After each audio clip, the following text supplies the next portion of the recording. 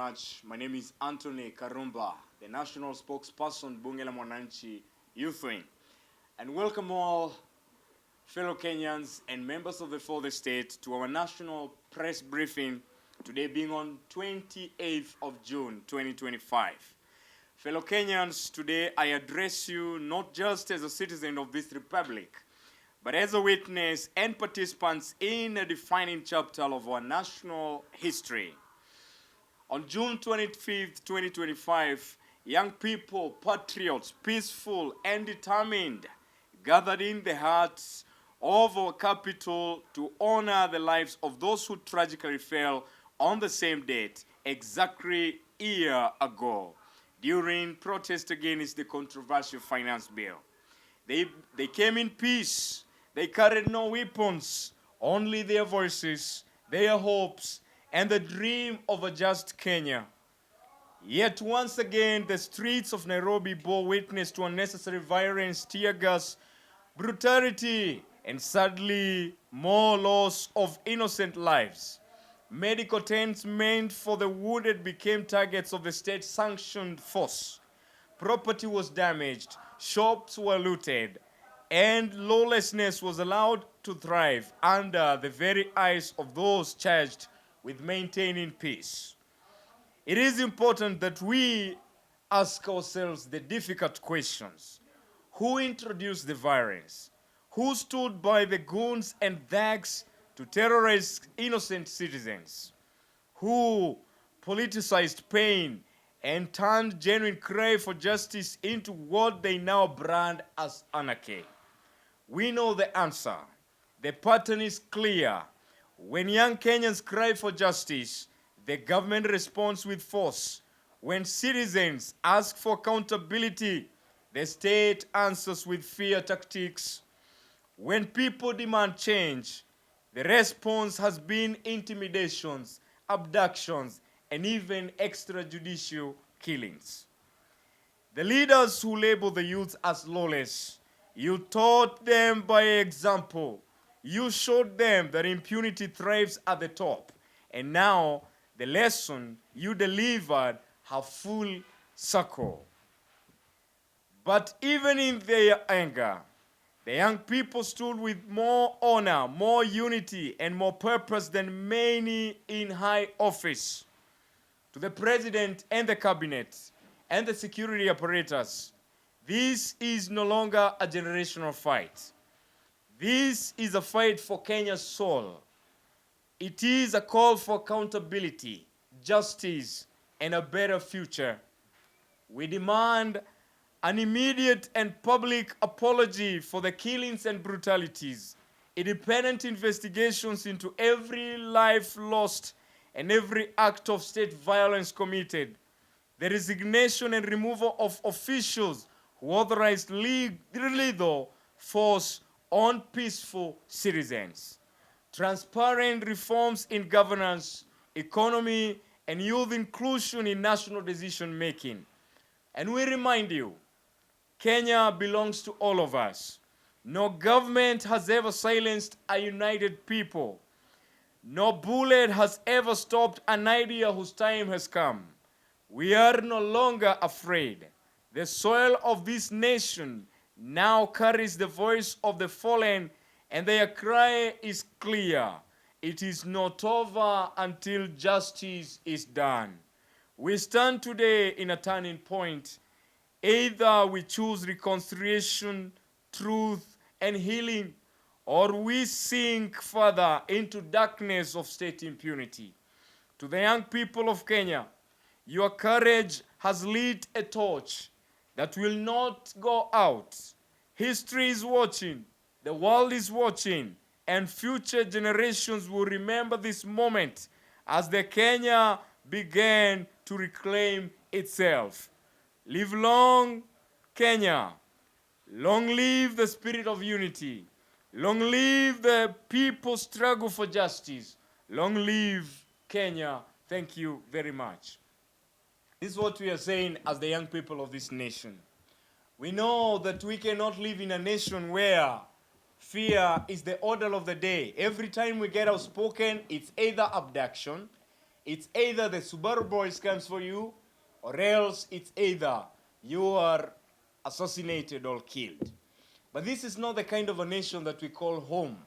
We desire to have a nation where our voices will be heard, where our voices will participate in making national policies and national laws that will bring order and bring development to our nation. And I want to say this. What happened on Wednesday, it is impunity as you call it, it is anarchy as you want to label it. But we want to remind you that all this you were the one who started. An eye for an eye, a tooth for a tooth. You introduced the formula. But now the funny thing is, the young people of this nation are so determined. And every time you show them that you want violence, yet we are bringing a very peaceful revolution, then you are making a violent revolution to become inevitable. And good people, I want to say, Mr. President yesterday asked that if we want to build or destroy our nation, and I want to say, if there is any person who is in a better position to answer that question, because this is the same question lurking in the deep bottom of our hearts. Are we building the nation? Are we destroying the nation? This question, we reverse it back to the sender. Do you want to build Kenya, or do you want to destroy Kenya? And I want to say this with a lot of audacity and boldness. You see, when dictatorship has become a fact, then revolution will become a right. And you must learn how to respect the right of young people, because respecting our rights is what it means by peace. As the young people of Kenya, we have said we are not buying fear. And we want to say, at least, I want to congratulate my fellow young people all over the nation, because you showed up.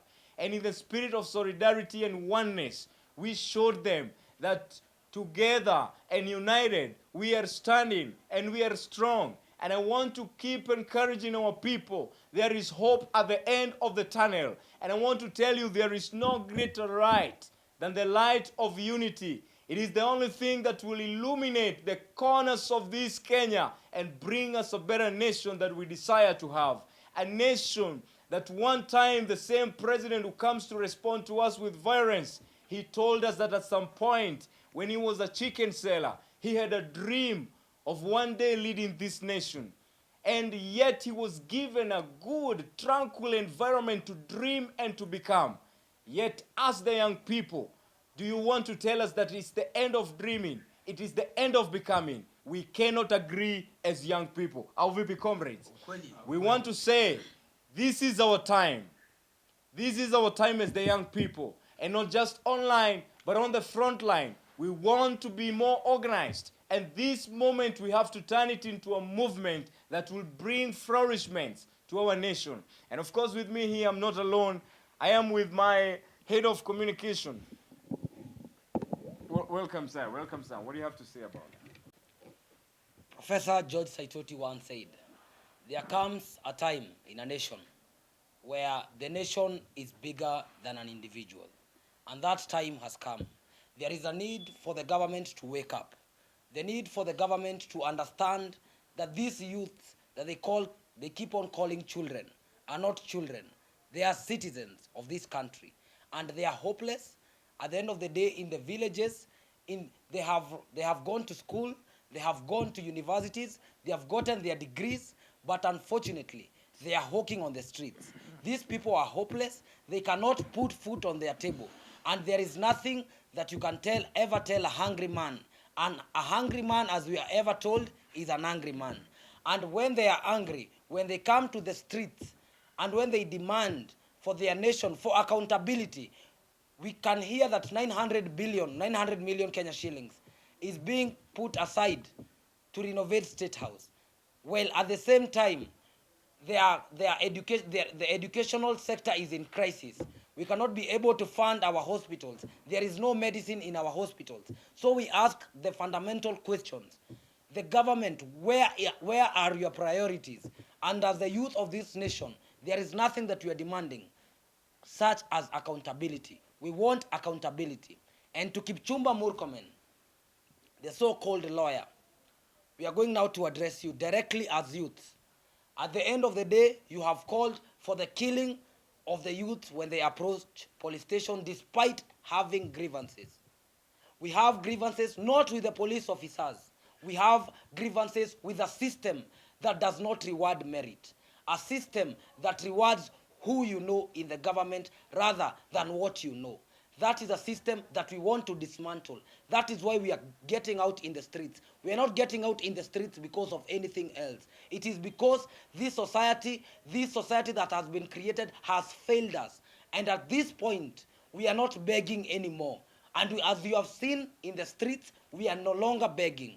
And all we are saying is that we need our seat on the table. And on the table, we are not going to come and negotiate. The time of negotiation is over. Right now, we want an overhaul of the entire system. Thank you very much. Agony and rage from the young people. And all of us, we know and we heard the very reckless response by the Cabinet Secretary for Interior. And this is what we have to tell the president. We know last year when we did, and the protest was very successful for 2024, you brought us the broad-based government. And you said that this will address the real issues that we advocated. The issues of accountability, the issues of end of corruption, the issues of end of tribalism, the issues of transparency. But 1 year down the line, just imagine our voices have amounted into futility. Yet, we had the minister respond viciously and recklessly saying that if any person comes near a police station, to be shot down. What do you want to tell Kenya?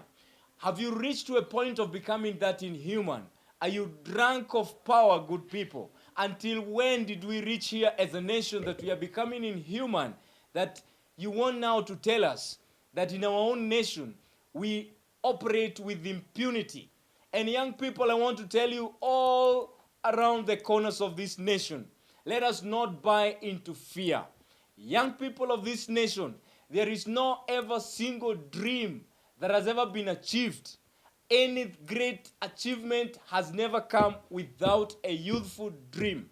And that means we are the people to bring the changes that we want, despite whether they like it or they don't. It comes a time when as a nation, we must call for soberness and humility. We listen to each other, failure to which all of us might be termed as when burning their nation. The leaders and the people. Good people, a leader must know the way, show the way, and go the way. But in Kenya right now, it is the opposite. It is the citizens who knows the way, who are going the way, and who are showing these leaders the way. But I want to tell you, this time Kenyan people are more determined than never before. In as much as you will try to sell fear to us and to intimidate us, we are unstoppable on this. You cannot stop the revolution. You will kill the revolutionaries. But them that will remain in the spirit of oneness will fight. And even the blood of them that you have killed, as it is crying from the soil, we will respond by fighting zealously. And look at this.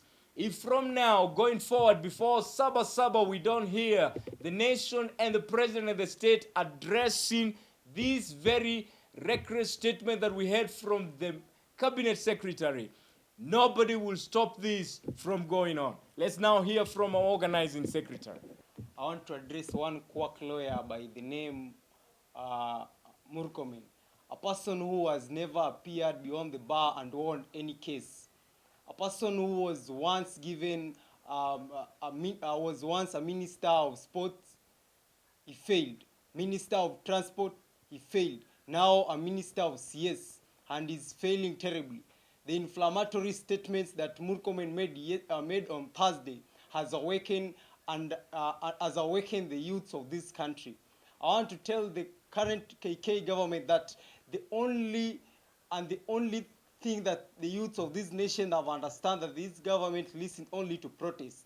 And we're going to protest from today until that one man, William Samoei Ruto, stepped down from that state house. We're not going to give this government any chance for negotiation because as a country we are tired. Imagine a country where a state organizes and bans its own law court, a country where the states bans its own police station, a country where when the youths come out to protest, they organize the barbaric youths in form of goons to beat us, steal from us. As a nation, we are tired, and we are saying and we are telling one William Samoei Ruto that the time for negotiation with the young youth is over. The only dialogue and the only negotiation we are going to do is to negotiate with youths to synergize our energy to do more protests, to negotiate with the business communities to give us funds to do more protests, to negotiate with churches to pray for us so that those who are planning to shoot us and kill us, because this is the government that is it's always ready to rule the graves and be the leaders of graves, that we are going to stop. We are not going to stop, but to protest from today until William Ruto comes out of that state house. Thank you. Thank you very much. Mr. President yesterday asked us that we are saying Ruto must go, and we repeat it. It is true. If you're not able to give and to let us build together the life and the future we want, then that is the formula. And you asked how. It is very simple. We may not wait for 2027 because the revolution will be real. However, you asked when and where are you going? We want to tell you, you are going home, and time will be defined by the response before Saba Saba. And as we end up to tell church, be strong and unite with Kenyans. Be where Kenya is. Don't be intimidated when Murkomen stands to, rebuke you. You are for the people. Kenya is our nation, and all of us, it is up to us to build a united nation together as one people. Thank you very much. And wow, I want to finish by saying this. Young people of the Republic of Kenya, we are the ones. This is our time. We are the ones. This is our time. Not just online. On the front line. Not just online. On the front line. Thank you very much, and God bless Kenya. Thank you. Thank you.